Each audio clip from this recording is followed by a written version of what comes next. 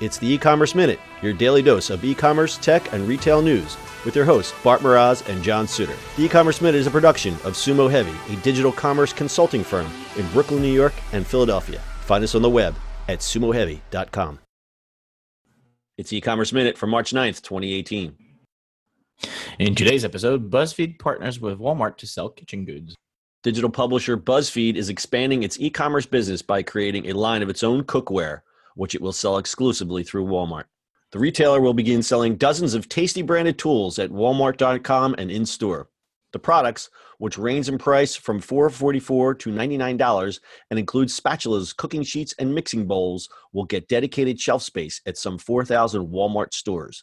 The partnership is part of a diversification in business strategy for BuzzFeed. The publisher has had to diversify its revenue sources as online ads and a Facebook partnership have underperformed for the company.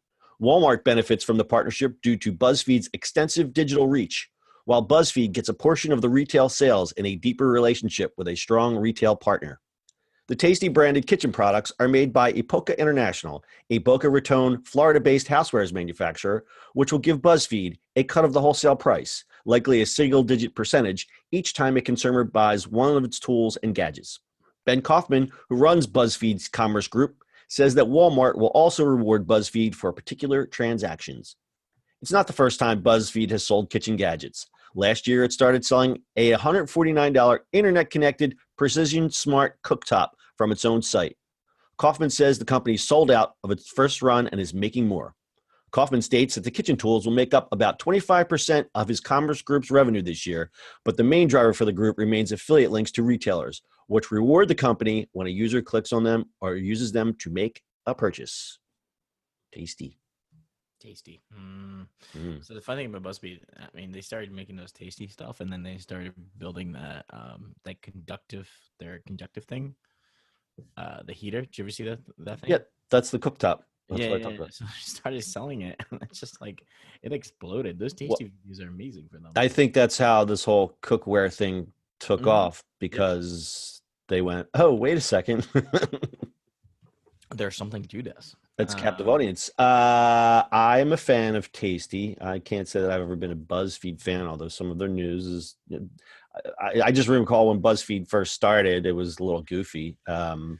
And now it's kind of hard to take hard news. It's kind of hard to get your hard news from a place called BuzzFeed, but it is what it is. That's the publishing. I think. I mean, overall, if you really look at it, like, BuzzFeed it's in the name, right? It's just feed of buzz, whatever is going on in the world, and Tasty just kind of happened, and it's an amazing thing for them, I think. This is where it accidentally just showed how publishers should actually think about their stuff. I would love to know. I would love to dig deeper to see how they stumbled upon the whole Tasty thing, because I, as someone who cooks, and I'm sure you agree with this, I love those videos because you can. I can absorb a whole recipe in less than 30 seconds because I know the basics of cooking. It's almost like, just get to the punchline. Like, I just want to see what it is. I want to see what goes in it. Give me the idea and I'll riff on it. Right. I think for you and I, we can do it. I think that's what it took off, right? They're like, oh, it's another category for us to just show off as a video. And then just took off like crazy because people love it, That's why it went viral, because it's easily shareable. Everybody's like always looking for new ideas for cooking.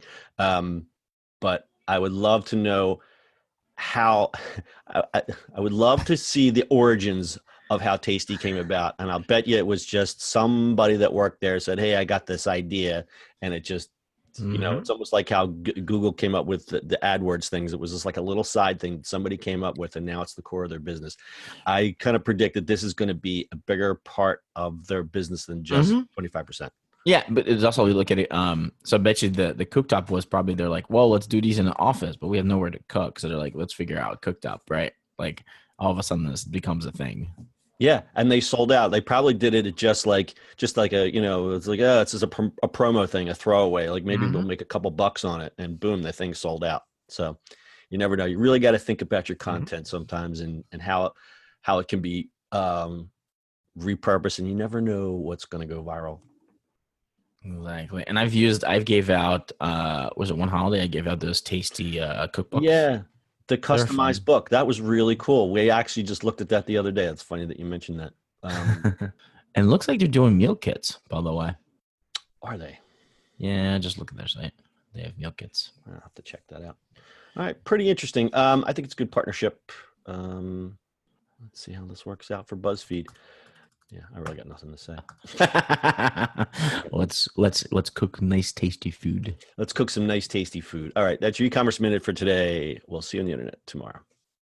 That's it for today's show. If you like the show, do us a favor and subscribe, or leave us a review on iTunes. And don't forget, you can now listen to the e-commerce minute on your Amazon device. Just add e-commerce minute to your flash briefing. And finally, if you have a comment or suggestion, or just want to say hi, find us on social media at Sumo Heavy.